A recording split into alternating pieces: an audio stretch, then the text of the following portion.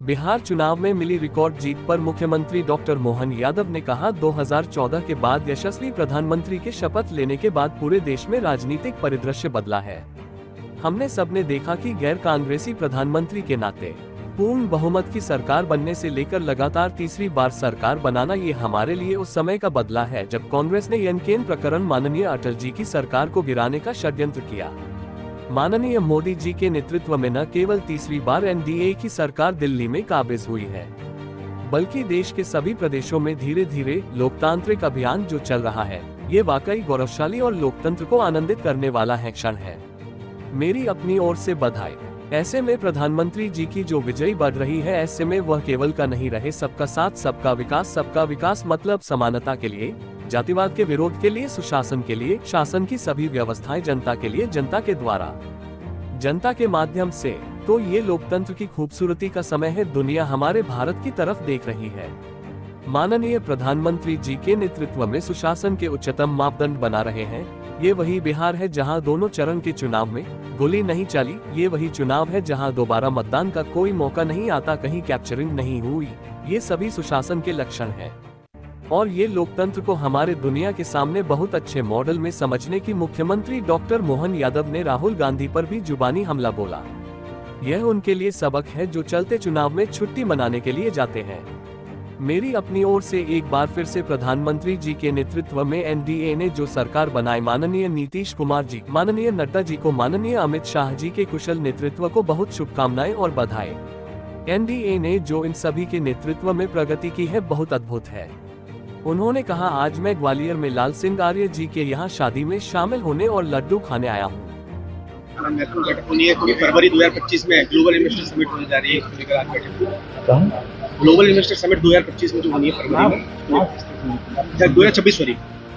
मेरे को तो किसने बताया? सर बिहार में देख रहे हैं कि यशस्वी प्रधानमंत्री का जब से 2014 के बाद एनडीए की सरकार के नायक के नाते से प्रधानमंत्री के रूप में शपथ लेने के बाद राजनीतिक परिदृश्य पूरे देश में बदला है और हमने सबने देखा कि गैर कांग्रेसी प्रधानमंत्री के नाते से पूर्ण बहुमत की सरकार के बनने से लगा करके तीसरी बार सरकार बनाना, ये हमारे लिए उस समय का बदला है जब कांग्रेस ने यनकेन प्रकरण माननीय अटल जी की सरकार को गिराने का षड्यंत्र किया।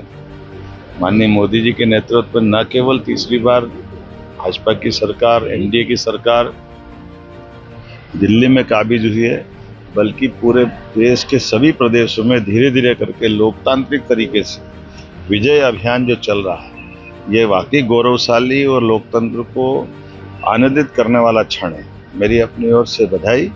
और ऐसे में जब प्रधानमंत्री की ये विजय बढ़ रही है, उसी में वो केवल कह नहीं रहे सबका साथ सबका विकास, तो सबका विकास मतलब समानता के लिए, जातिवाद के विरोध के लिए, सुशासन के लिए, शासन की सारी व्यवस्था जनता के लिए, जनता के द्वारा, जनता के माध्यम से।